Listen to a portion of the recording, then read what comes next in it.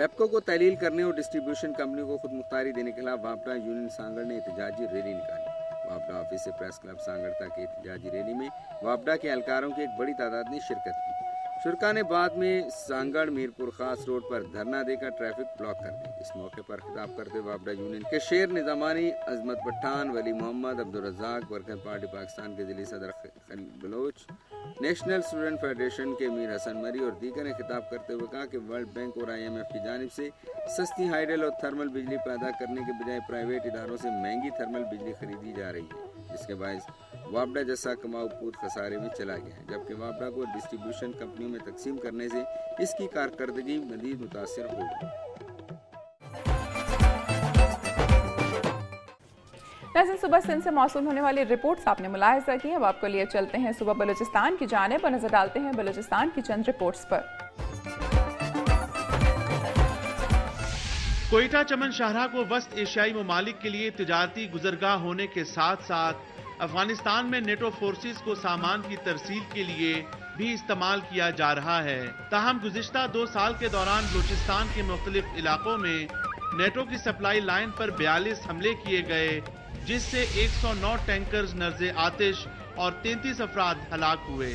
NATO forces کو بھجوائی جانے والی بھاری مشینری اور کنٹینرز کی آمد و رفت سے ایک جانب دہشت گردی کے واقعات میں اضافہ ہوا ہے تو دوسری جانب کوئٹہ چمن شاہراہ ٹوٹ پھوٹ کا شکار ہے، جس سے وقت اور ایندھن دونوں کا ضیاع ہو رہا ہے۔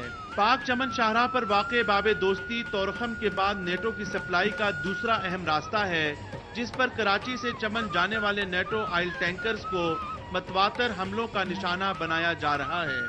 کوئٹہ چمن شاہراہ کی مرمت کے ساتھ ساتھ یہ بات بھی ضروری ہے کہ نیٹو کی سپلائی لائن کو مزید محفوظ بنایا جائے۔ نیوز ٹیم کے ساتھ آغا مسعود خالد، دنیا news, Quetta.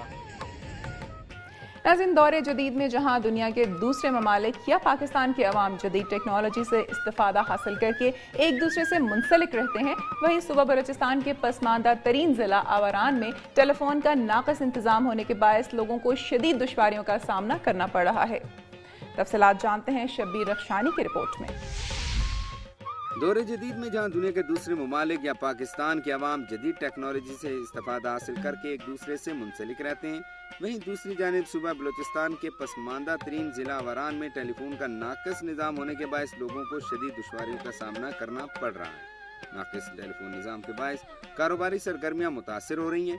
Awaran head quarter میں PTCL اور دیگر موبائل فون سروسز کا نیٹ ورک ہفتے ہفتے غائب رہتا ہے، جس کی وجہ سے آوران کے عوام کا دنیا بھر سے مواصلاتی رابطہ منقطع ہو جاتا ہے۔ اس کے علاوہ تحصیل جاؤ گیشکور میں ٹیلی فونک نظام نہ ہونے کی وجہ سے علاقے کے عوام ضلع لسبیلا یا ضلع کیچ کا رخ کرتے ہیں، جس کی وجہ سے لوگوں کا قیمتی وقت ضائع ہو جاتا ہے۔ ٹیلی فونک نظام نہ ہونے کے سبب آوران کے صحافیوں کو خبریں یا رپورٹس بر وقت ہیڈ کوارٹر منتقل کرنے میں بھی مشکلات کا سامنا کرنا پڑتا ہے۔ دوسری جانب مختلف اداروں میں کام کرنے والے لوگوں کو انٹرنیٹ کی عدم دستیابی کے باعث اپنے کام ادھورے چھوڑنے پڑتے ہیں۔ گو کہ حکومت کی جانب سے علاقے کو فائبر آپٹک کے ذریعے انٹرنیٹ DSL کی فائبر آپٹک کی تنصیب کا کام تو شروع ہو گیا تھا، جو اب چند نامعلوم وجوہات کی بنا پر روک دیا گیا۔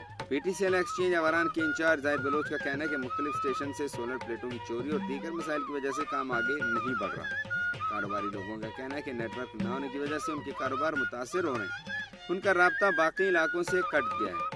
اشیاء خوردونوش کی ٹرانسپورٹیشن کے اصول میں بھی دشواریوں کا سامنا کرنا پڑ رہا ہے۔ سرکاری اور نیم سرکاری اداروں سے وابستہ افراد کا کہنا ہے کہ سسٹم نہ ہونے کی وجہ سے آفس کا کام رک گیا ہے، بینکنگ کا نظام بھی متاثر ہوتا ہے۔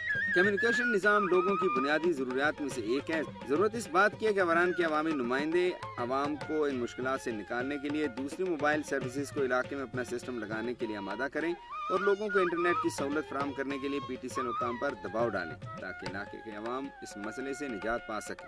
شبیر رخشانی، دنیا نیوز، آوران۔ آئے ناظرین، ایک نظر ڈالتے ہیں صوبہ بلوچستان کی چند خبروں پر۔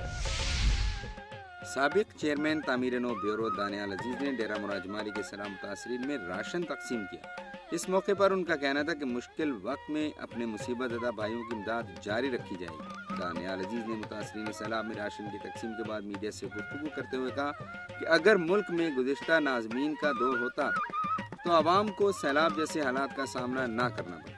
حکومت کو چاہیے کہ وہ دل کھول کر سیلاب متاثرین کی مدد کرے۔ کیونکہ یہ وقت سیاست کا نہیں۔ ان کا کہنا تھا کہ عوام کو سیلابی پانی میں ڈبونے والوں کا احتساب ہونا چاہیے اور توڑی بند توڑنے والوں کے بارے میں عدلیہ کے اندر کوئی سچی گواہی دے گا تو ہم ان کی معاونت کریں گے۔ اس موقع پر سابق سٹی ناظم کوئٹہ میر مقبول احمد لیڈی سمیت دیگر اہم شخصیات بھی موجود تھیں۔ بوائے اسکاؤٹ ہال میں قومی تعمیرینوں بیورو کے سابق چیئرمین دانیال عزیز نے آل پاکستان یونین کونسل کی جانب سے امدادی سامان انتظامیہ کے حوالے کیا، جس میں خشک راشن اور پانی کی بوتلوں سمیت دیگر سامان شامل تھا۔ تاہم ان کے جانے کے بعد متاثرین سیلاب کے درمیان امدادی سامان کے حصول کے لیے کوئی منصوبہ بندی نہ کیے جانے کے باعث متاثرین میں بھگدڑ مچ گئی اور شناختی کارڈز کے ذریعے ملنے والی اس امداد کا پول کھل گیا۔ متاثرین سیلاب کا کہنا تھا کہ امداد کے لیے آنے والے افراد متاثرین سیلاب نہیں اور یہاں کے سیلاب متاثرین کو کچھ نہیں مل رہا۔ اس موقع پر خواتین کی ایک بڑی تعداد بھی موجود تھی جنہوں نے امداد کی منصفانہ تقسیم پر زور دیا۔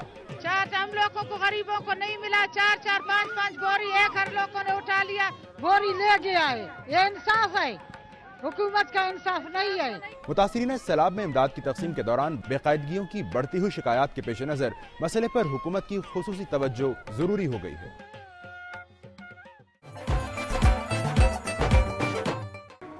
صوبہ بلوچستان کے بعد اب باری ہے سرسبز پہاڑوں کی سرزمین صوبہ خیبر پختونخوا کی۔ نظر ڈالتے ہیں وہاں سے موصول ہونے والے رپورٹس پر۔ ناظرین، دہشت گردی اور شدت پسندوں کی کارروائیوں کے باعث صوبہ خیبر پختونخوا شدید مشکلات سے دوچار ہے، لیکن یہاں کے عوام اب بھی پرعزم ہے اور زندگی کے ہر شعبے میں اپنا کردار بہتر انداز سے ادا کر رہے ہیں۔ ناظرین، اس سال نیشنل گیمز کا انعقاد بھی پشاور میں ہونا ہے۔ اس حوالے سے ایونٹ کے انتظامات کے بارے میں اہم اجلاس منعقد ہوا۔ تفصیلات بتا رہی ہیں عائشہ تسکین اپنی اس رپورٹ میں۔ میں اس وقت موجود ہوں قیوم سپورٹس کمپلیکس پشاور میں، جہاں پشاور میں ہونے والی نیشنل گیمز 2010 کے انتظامات کے حوالے سے تقریب کا انعقاد ہوا۔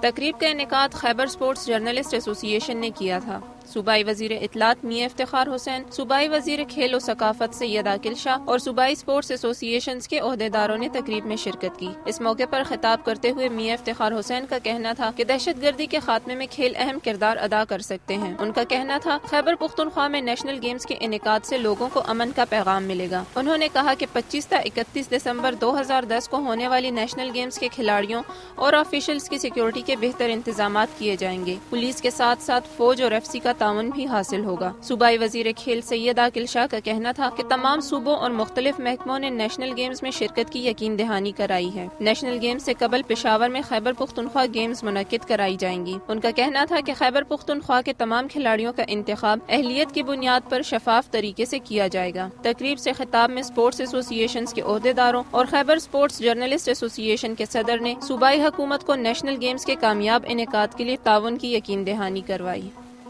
خیبر پختونخوا کی حکومت نے نیشنل گیمز کو کامیابی اور اچھے ماحول میں منعقد کرانے کے عزم کا اظہار کیا ہے۔ کیمرامین شاہد رسول کے ساتھ عائشہ تسکین، دنیا نیوز، پشاور۔